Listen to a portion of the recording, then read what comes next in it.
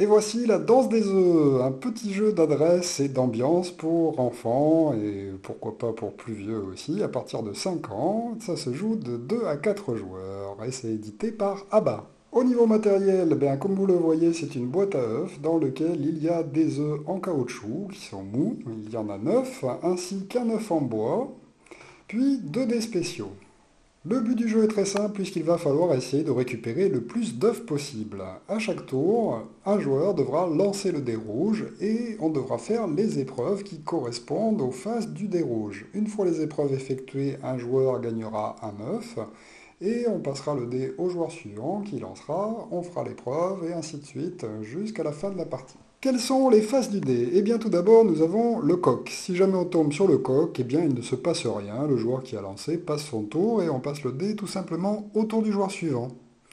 En revanche, si on tombe sur la poule, eh bien super, on gagne directement un œuf. À ce moment-là, le joueur va gagner l'œuf en question.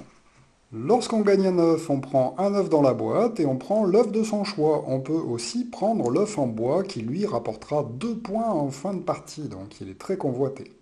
Si jamais il n'y a plus d'œufs dans la boîte déjà au moment où on doit en récupérer un, eh bien on aura le droit d'en voler un à un autre joueur qui sera obligé de nous donner l'œuf que l'on choisit. Ensuite, nous avons le vol de dés. Si jamais le dé tombe sur cette face-là, immédiatement tous les joueurs vont essayer d'attraper le dé le premier. Ce sera le premier joueur qui attrape le dé qui monte cette face qui gagnera un œuf. Nous avons le coq chantant. Alors attention, il n'est pas pareil que le coq qui n'est pas chantant. Si on tombe sur le coq chantant, ce sera le premier joueur à hurler Cocorico autour de la table qui gagnera un œuf. Nous avons ensuite l'œuf sauteur. Le joueur qui a lancé le dé et qui a obtenu l'œuf sauteur va prendre un œuf en caoutchouc dans la boîte et va le mettre un peu au-dessus de la table, à peu près 50 cm de hauteur, et va le lâcher. Il va rebondir et tous les joueurs vont devoir se précipiter pour récupérer cet œuf. Le premier qui réussit à l'attraper, ou qu'il soit tombé, même si c'est par terre, eh bien, il le gagnera. Dernière épreuve et la plus sympathique, eh bien, nous allons jouer aux chaises musicales un petit peu, c'est-à-dire que tous les joueurs vont se lever de table, puisque normalement c'est un jeu que l'on pratique assis autour d'une table. Il faut quand même prévoir un petit peu de place autour de la table, parce que lorsqu'on obtient cette phase, tout le monde va se lever, va se dépêcher de faire le tour de la table dans le sens qu'il veut, pour ensuite revenir se rasseoir à sa place initiale. Le premier joueur qui s'est rassis à sa place gagnera l'œuf. Oui, mais alors à quoi sert cet autre dé en fait? Eh bien, ce serait un petit peu trop facile si on gagnait un œuf comme ça à chaque tour. Effectivement, lorsqu'on gagne un œuf, chaque joueur qui gagne un œuf devra lancer ce dé qui va lui indiquer où il doit coincer cet œuf. Donc par exemple, sous son menton, sur le côté de la tête, sous un bras, au coin du coude, ou bien entre les jambes. Et vous comprenez que au fur et à mesure du jeu, vous allez vous retrouver avec des œufs coincés un peu partout.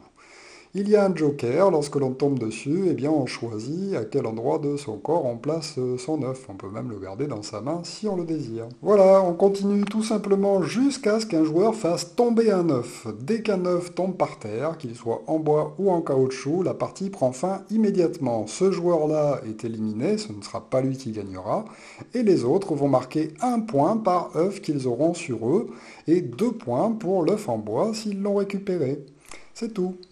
Voilà pour la danse des œufs, un excellent jeu d'ambiance, parfait pour faire un anniversaire par exemple. Donc à chaque tour on lance, ouais, un œuf sauteur, attention, boum, tout le monde essaie de le rattraper, oui, s'il y en a un qui l'a, à ce moment-là, il lance le dé, ah, je dois le coincer au coin de mon coude. Super, je continue la partie comme ça, et je devrais lancer les dés de cette manière, faire toutes les épreuves comme ça. Allez, tout le monde court autour de la table et on se dépêche de se rasseoir à sa place. Celui qui gagne lance le dé et doit placer son œuf entre ses jambes.